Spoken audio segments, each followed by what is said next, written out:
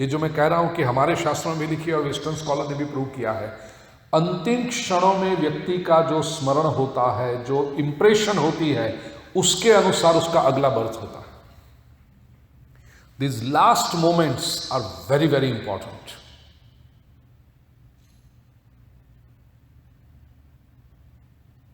श्रीमद् भागवत में कथा, भरत जी जैसे ज्ञानी महापुरुष, तपस्वी पुरुष, हिरन पाल रखा था, वो भी उसकी प्राण बचाने के लिए। और वो हिरन से इतनी आसक्ति हो गई, डियर से, कि रात दिन उसका ही विचार लगा, वो हिरन को किसी ने नहलाया होगा कि नहीं, हिरन ने खाना खाया होगा कि नहीं, हिरन को कुछ हो तो नहीं जाएगा। और जब अपनी अंतिम क्षण आए तब हिरन का स्मरण रहा कि मेरे बाद इसका ध्यान कौन रखेगा। प्रमाण है अगला जन्म हिरन योनि में हुआ। तो जो लोग ये कुत्ते बिल्लियां पालते हैं ना, ध्यान रखना जरा, मैं तो बहुत स्पष्ट कहता हूं। ये पालने वाले कहते हैं they are so nice, they are like family members. मैं कहता हूं हाँ, कर अगला जन्म कर, तैयार तेरा।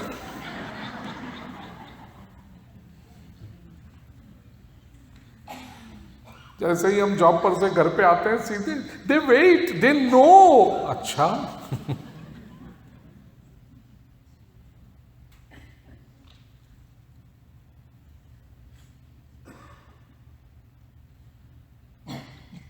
अगला जन्म हिरन योनि में हुआ। और तपस्वी थे, योगी थे, तो याद था कि इतनी तपश्चर्या करने के बाद भी एक छोटे से कारण से हिरन योनि में आना पड़ा है। योग बल से वो जन्म पूरा किया और फिर जब तीसरा जन्म आया तब तय कर दिया कि अब कोई नए कर्म नहीं बांधने हैं। जड़त्व का प्रदर्शन किया है। तो थे ज्ञानी भरत, लेकिन लोगों ने कहा जड़ भरत। जड़ मतलब बुद्धिहीन नहीं थे, प्रचंड बुद्धि, प्रखंड बुद्धि थी। वेदांत का जो शिखर कहते हैं, साक्षी भाव का प्रदर्शन किया है, सेंस ऑफ विटनेस। बस कोई अपेक्षा नहीं, कोई इनिशिएशन नहीं, कुछ नहीं, केवल साक्षी भाव। घटना हो रही है, हो रही है, बस साक्षी बनो। भीतर की शांति और प्रसन्नता अक्षुण्ण रहे, ऐसे ये पूरा जीवन बिताया और मुक्ति पाई। अंतिम क्षणों में जिसका स्मरण होता है उस पर, क्योंकि that impact is very big. आत्मा की गति है, तो आत्मा कौन सी इंप्रेशन लेकर निकलता है, उसी दिशा में उसकी गति होगी। आत्मा यदि बहुत चिंताएं लेकर निकलेगा तो आगे की गति भी ऐसी होगी। इसलिए देखो, बहुत बुजुर्ग हो ना, 95, 97 की उम्र हो, इतनी बीमारियां हो, डॉक्टर ने कहा कुछ नहीं हो सकता, घर पे ले जाओ, जितनी हो सके उतनी सेवा करो, तो आसपास के कुछ समझदार लोग कहते भी हैं सब ठीक है, लीली वाड़ी छे, कोई चिंता मत करो, सब अपने अपने घर पे अपने अपने सब सुखी हैं। कुछ है इच्छा, कुछ करना है तुम्हारे मन, इसका अर्थ अब निकलो जल्दी तुम। लेकिन ये जो पकड़ के रखती है और उसको एक शांति देना कि जब तुम्हारा इस शरीर से निकलना हो तो तुम्हारा मन शांत होना चाहिए, प्रसन्न होना चाहिए। जिस भाव से व्यक्ति निकलता है उस हिसाब से आगे की गति होती है। तो 13 दिन बहुत संभालने के होते हैं वाइब्रेशंस के लिए। फिर एक बात और भी समझ लें, rebirth is a law of nature. आत्मा की 2 गति हो सकती, या तो मुक्ति मिले, ये जन्म मरण के फेरे से छूट जाए।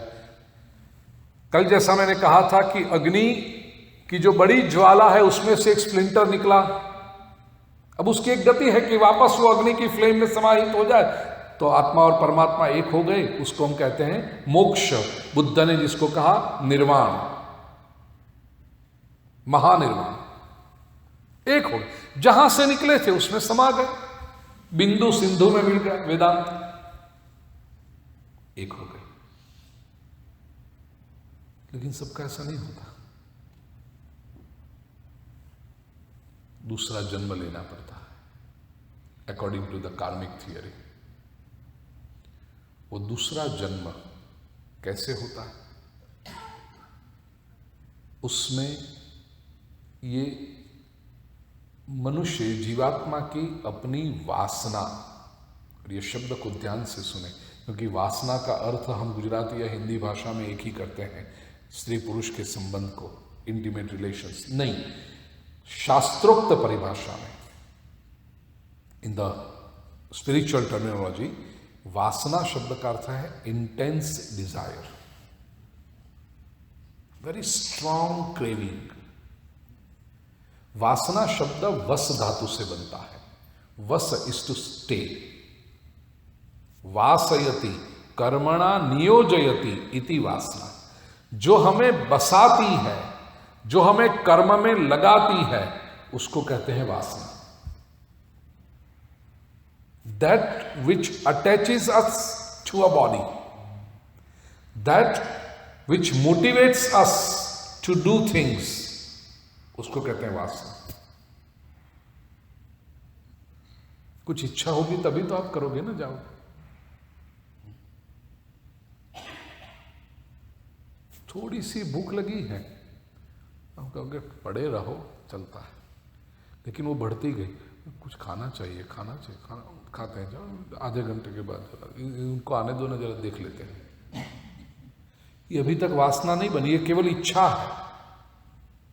लेकिन एक घंटे के बाद वो इतनी इंटेंस होगी, नहीं अभी तो कुछ खाना ही पड़ेगा, नहीं चलेगा।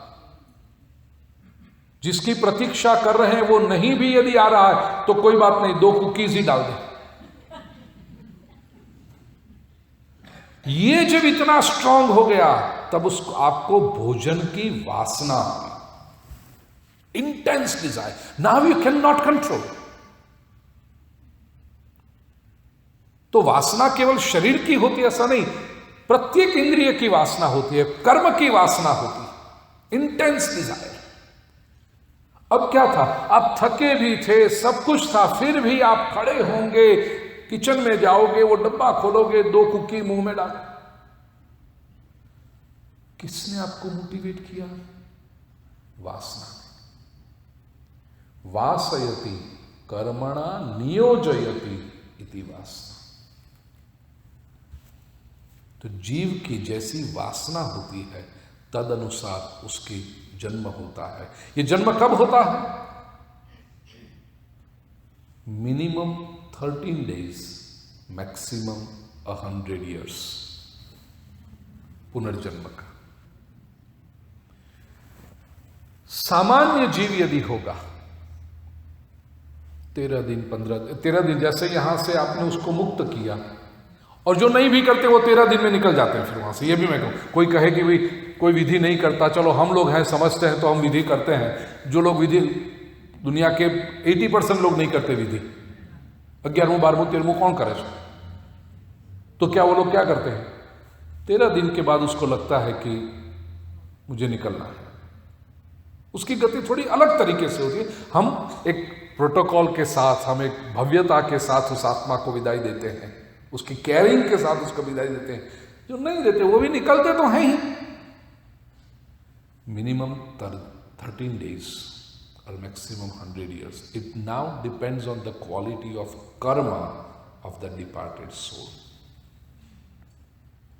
जो सामान्य जीव होते हैं उनका जन्म हो जाता है 6 महीने, 8 महीने, साल, 2 साल के अंदर अंदर हो जाता है। लेकिन जो एक्स्ट्राऑर्डिनरी जीव होते हैं उनको तुरंत जन्म नहीं मिलता, वो ले सकते भी नहीं, क्योंकि एक्स्ट्राऑर्डिनरी सोल को, और एक्स्ट्राऑर्डिनरीली गुड और एक्स्ट्राऑर्डिनरीली बैड, दोनों के लिए ऐसी परिस्थिति होनी चाहिए, ऐसी सोशल यूनिवर्सल कंडीशन ऐसी बननी चाहिए। You can't have Gandhi every other day and you can't have Saddam Hussein every other day. Extraordinarily good and extraordinarily not so good. ये सोल प्रतीक्षा करते हैं। अब जरा इसको समझना, थोड़ा सा मैं कार्मिक थियरी के साथ जोड़कर इस बात को स्पष्ट करने का प्रयास करूं, क्योंकि व्यक्ति का जन्म हम समझते हैं इतनी सरल बात नहीं। पूरे अस्तित्व को उसके लिए लॉजिस्टिक तैयार करना पड़ता है, नेटवर्किंग करना पड़ता है अस्तित्व को, और ये इतना परफेक्ट इक्वेशन। दृष्टांत, आज समझो, वो भी पिंकी का ही दृष्टांत लें। पिंकी का बर्थ होना है,